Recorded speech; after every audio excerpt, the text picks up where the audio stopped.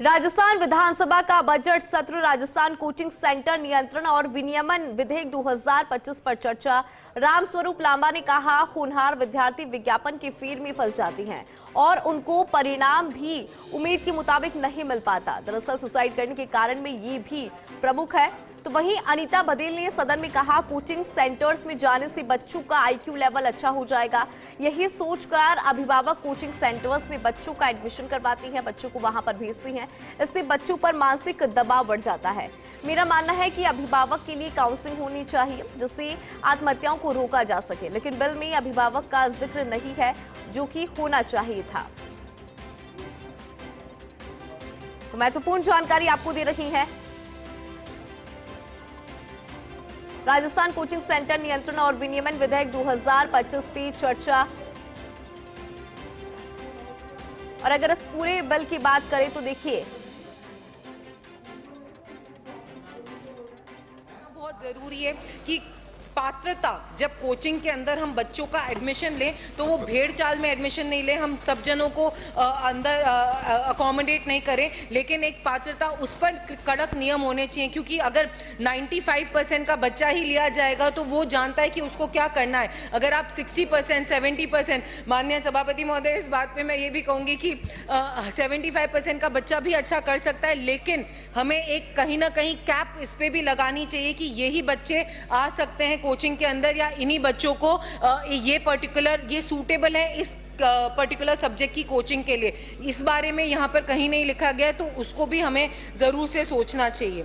इसके साथ साथ माननीय सभापति महोदय, हमारा जो लक्ष्य है वो शिक्षा को व्यवस्थित और सुगम बनाना है, जिससे विद्यार्थी किसी भी अनावश्यक दबाव में ना आए और अपने लक्ष्यों को प्राप्त कर सके।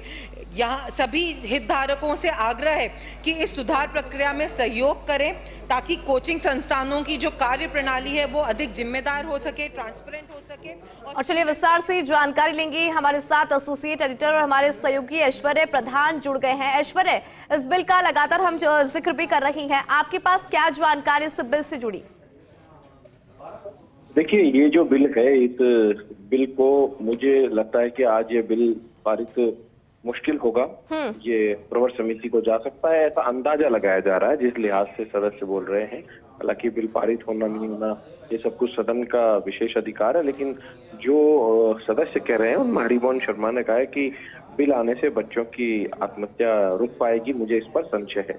बच्चों पर पेरेंट्स का मानसिक दबाव बहुत अधिक रहता है। जब कभी उससे उस बच्चे की कैपेसिटी होती है, उस कैपेसिटी से ज्यादा उनसे काम में उम्मीद की जाती है। दूसरी तरफ रामस्वरूप लांबा ने भी कहा कि होनहार विद्यार्थी विज्ञापनों के फेर में फंस जाते हैं और सुसाइड करने का एक कारण ये भी है जो विज्ञापन निकालते हैं।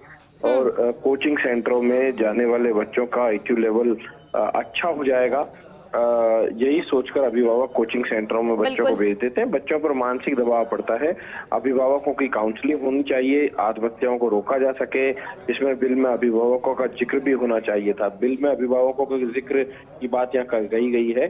उसके अलावा अभी नरेंद्र बुढ़ानिया बोल रहे हैं, थोड़ी देर बाद पता चल पाएगा कि कौन किस तरीके से अपनी एडवाइस देता है। यहाँ पर दीप्ति माहेश्वरी ने भी अपनी बात कही है, लेकिन इस बिल को लेकर जब वाद विवाद होगा, क्योंकि बड़ा महत्वपूर्ण बिल है। कोचिंग सेंटरों पर नियंत्रण और विनियमन विधेयक जो है ये बड़ा महत्वपूर्ण है। यहाँ पर इन सदस्यों के सुझाव भी अपने आप में महत्वपूर्ण हो जाते हैं, क्योंकि हमारे जो नई पीढ़ी है उसके लिए बहुत आवश्यक है।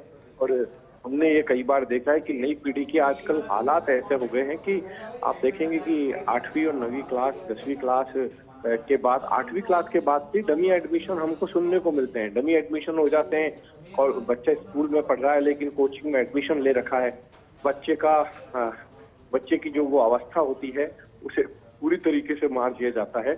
बच्चे पर इतना दबाव बढ़ा दिया जाता है। इस तरीके के प्रकरण भी आते हैं। विधायक अपनी अपनी दलील दे रहे हैं। थोड़ी देर बाद जब और भी विधायक इस पर बोलेंगे तो और क्लियर हो पाएगा कि इस बिल को लेकर क्या कुछ रह पाता है। ठीक है ऐश्वर्य, फिलहाल के लिए शुक्रिया इस पूरे बिल से जुड़ी जानकारी के लिए।